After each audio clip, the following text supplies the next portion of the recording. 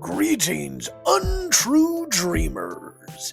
The Gnome Avenger is here to tell you of the down-and-out supervillain forced back into his wicked ways. Join us as our good friend Windup battles other villains in the Heist Part 2 by Lane McLeod Jackson. Gnomes over elves, hoorah!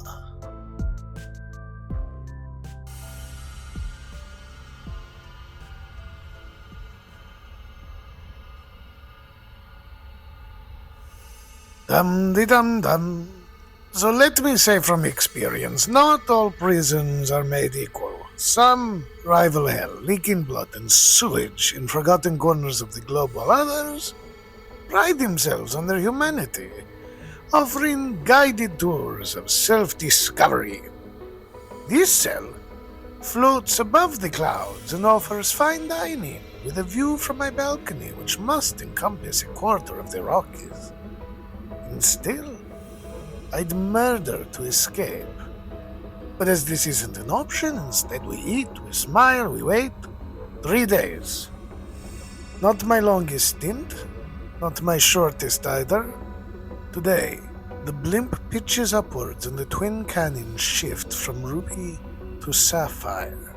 As an arc of pulsing electric something connects the 2 points. Ether forms about us, and clouds manifest within a few short breaths. It leaves a taste of mineral water. Ahoy hoy! A buzz indicating the anti-gravitational field alerts me.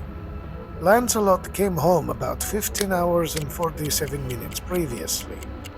I'd caught a glimpse discreetly, naturally, thanks to one of my little toys that wander about keeping me informed. The photos broke my heart. His legs, right arm, and sizable portions of his chest and stomach chewed out. Whatever battle echoed in the distance had no sense of chivalry. I don't suppose my host is inclined to let me go? I ask. Honestly, Windup, she hasn't thought much about you at all. Been busy. He jerks his head toward the horizon. Take a glance towards that hemisphere. Charles, bring our guest a telescope. We don't even charge a nickel here, beats the national parks. A circular tube glistens with flashing lights, robotic hums, and whistling doodads. He indicates, with now cybernetic fingers, towards my northeast. I press the glass against my eye. The cloud cover, hundreds of miles in cosmic energy, were no impediment to this little device. A conspicuous terror catches my interest. A monster, its skin a kind of blistering rock, with pulsing, no, seeping fiery ooze bleeding out of its flanks. 2 serpentine heads whip back and forth. The face closest to me, a dark bruised purple with a cobra's hood, roars in the direction of Paragon, the greatest hero of our age, just ask the New York Times. And at his side, dodging the fangs of said beast, is a different armored champion. Her mechanized protection is soft, almost paper-like material, familiar to anyone standing on this blimp. Synergy, the would-be world conqueror, side by side with its would-be savior, and both fighting desperately for their life. What is that thing? I ask Lancelot. At least 3 civilizations end the world prophecy. Hopefully, an overstated threat. Though its venom did sting. He indicates his left stump. I must say, old chap, never quite been pushed so far and failed so spectacularly. 4 years ago, Lancelot, according to the BBC, had single-handedly destroyed a division of tanks in western Syria. Footage had leaked onto the internet. The world could see in real time him laughing as he deflected exploding shells with his sword. I decide not to peer out again, lest the monster feel the gaze of its prey. "Whiskey?" the Brit offers, and I accept. 2 more days pass. The injured and dead fly to this mobile command center. Some I recognize: Mongoose, Ultrabean, Commodus the Greater, Sunray. But others are unknown to me. Aliens? Maybe simply heroes of later generation. I do not keep track like I used to. And it's going on sunset when alarms begin to blare. The ship positions itself far nearer the struggle. No advanced telescope required now. The demon sits just in front of me. One head gone, but the remaining fanged mouth lets out a breathy, haunting giggle. Leathery wings unfold and it darts in our direction. Lovely. The sunset already coats me in the stunning colors of blood. Aesthetically, there'll hardly be a difference once I'm eviscerated. I grip my knife, more to show off for Lancelot. I'd like him to think me brave. He grunts, and his left arm rotates, implodes, then inverts, producing some sort of cyborg cannon. He passes me a gun, and I nod my thanks. The blimp's security activates, and more red joins the sky as ruby plasma artillery charges and fires. So here I stand, sidearm in hand, ready to join Rothko, 4 darks in red. The now single-headed fiend lands atop the largest gunnery and tears the pitiful defenses as if they were folded paper. He's perfectly visible from our ledge, so I pull my trigger. Bam. Bam. One more should do it, I think. Boom. Interesting. The 30-foot monster has not noticed.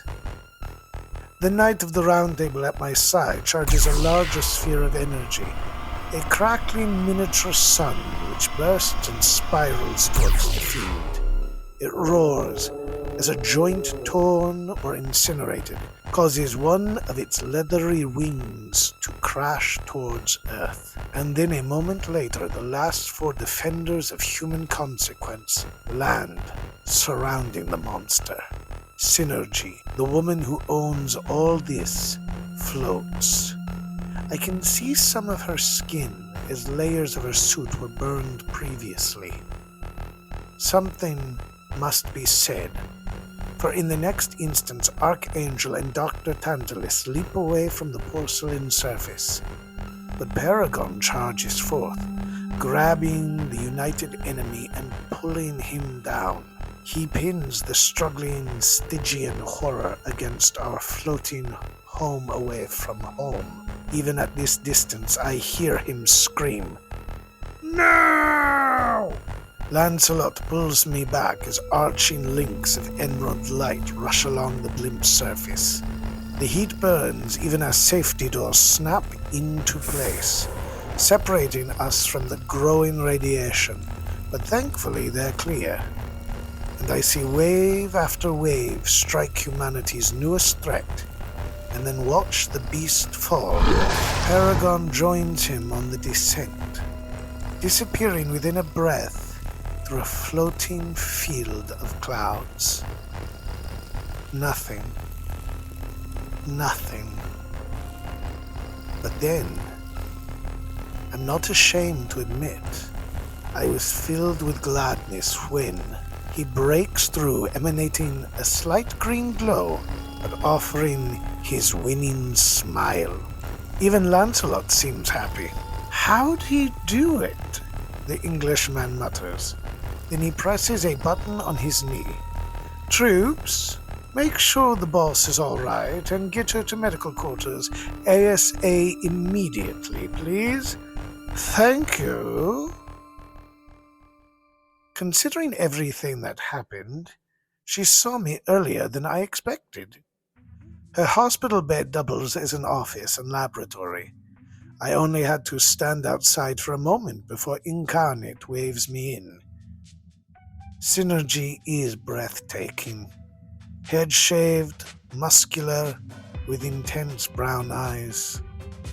A tentacled robot plays with some crystalline contraption next to her, but she smiles, ever, I imagine, the magnanimous patrician. Wind up! She gestures to the small chair next to her hospital bed, and I take it. Do you prefer small talk? I imagine you might. Old-fashioned. That's what Lancelot mentioned. Very well. Allow me to start with a compliment. Do you remember Westbrook's saving and loan about, this must have been 15 years ago now. 14 years, 6 months, and 21 days, I correct internally as she sips from her margarita glass. No doubt this will come as a surprise to you, tralala, but I actually owned the building. So when you robbed the jewels from one of my renters, it was my security you technically beat. I almost considered tracking you down and enacting bloody revenge. My favorite image was launching you into the sun. But frankly, by the time I was able to figure out who robbed my friends, years had gone by. And I'd already liquidated their overall businesses into my own and faced other far greater issues. She stopped as if expecting something, so I quickly bowed. I hope, Synergy, my gratitude to your benevolence is accurately conveyed, I say. Naturally. She waves her hand in condescension and I sit back up. But deciding to let you live, and remembering you showed an adequate level of skill, you went here. She touches her breast, I assume to indicate her heart, but I refuse to look. Here, in my soul, the place I keep all who owe me favors. And then it occurred to me, well, amongst other things, 6 weeks ago it became clear that doing nothing would lead to the utter destruction of humanity. You saw our two-headed friend? I am at heart, I like to think, a futurist. This Leviathan offered no hope, and joining with the status quo temporarily provided the only option. Is that judgment on your face? No, of course not. So sorry. I'm tired. Now, after I joined the so-called heroes, I compelled others, whom I'm not afraid to refer to as villains, to face this threat. We won, and now 2 additional opportunities lay before me. The first is legitimacy. Cameras caught my bravery. It was my genius, this floating Avalon, which dealt the killing blow. Such positive attention is not something I wish to squander immediately. But also, we have the second opening. Now, it does not take a genius, which I am, to predict one of my fellow rapscallions would be killed and leave their possessions wide open. Grinning Skull lies dead, the end of an era. But he possesses, or possessed, an artifact of extraordinary power. May he rest in peace. Are we becoming clear? She stopped speaking, and I admire this. Clarity too often gets ignored in our line of work. Yeah, you want me to steal this item, currently unnamed, from some hitherto location. This must be done without your connection, obviously. Her grin almost reaches the eyes. Very good. Do you have specifics? I'll be able to articulate what equipment and monies will be required once I have more information. I start down the list, but the set of her jaw suddenly matches those earth-shaded pupils. Synergy is now all stone and completely unyielding. Maybe you misunderstood our small talk. She draws herself up on the hospital bed, and the whirling sounds of the robot shift. Now a high-pitched rattle begins as blades slowly extend from its synthetic tendrils. You stole from me, wind-up. The last 14 years, 6 months, and 21 days you've drawn breath is directly attributable to my kindness. You are going to fetch me my prize. This will be a gift from you to me, and if you fail, death will offer no escape. Am I clear? Yeah, perfectly. Lancelot sees me off at my departure. There is no flying limo now. Instead, he puts me inside a dreadfully old-fashioned single-engine prop airplane. His slightly bemused smile tells me everything I need to know about my first impression on the megalomaniacal boss. Synergy was unhappy. Sure, I agreed.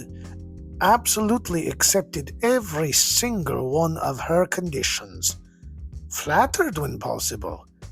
But I could not feign delight.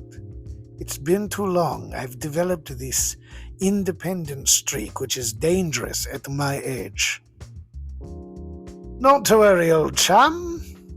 Lancelot hands me my dagger he'd confiscated all those days ago. She'll hate someone else before long. Just do what needs doing, all right? Ciao. The pilot moans. It takes me a second to realize he must be dead. Decayed and slow, the shambling corpse winds up the propeller. I count, habitually, each turn. There's 6. He climbs up the wing and drops in front. The plane shakes with the engine. Once he closes the glass ceiling over our heads, I meet the real flying ace. The rotten skin over a broken skull vanished, replaced now with a trim mustache and devil-may-care grin. He passes back a manila envelope. Now there, fella, where am I to take you? Orders are any place you desire. Even as he spoke, I checked the package. A seemingly single page that contains all the info of a small textbook. A gentle caress of my thumb would change the writing on the paper. Fascinating technology. But 2 things never leave their place on the page. The first, a timer counting down from 48 hours. No doubt the moment when this document would melt or incinerate or simply vanish into the ether. Synergy would not have evidence of her involvement for very long. And the second thing, circled in red ink, the target. And for the first time since I lost my job at a far distant gas station, the old excitement comes back. She wants me to steal the skull of Crassus from the lair of one of the great, genius, psychotic monsters. And as my mind reawakens from decades of slumber, I think, yes, I can do this.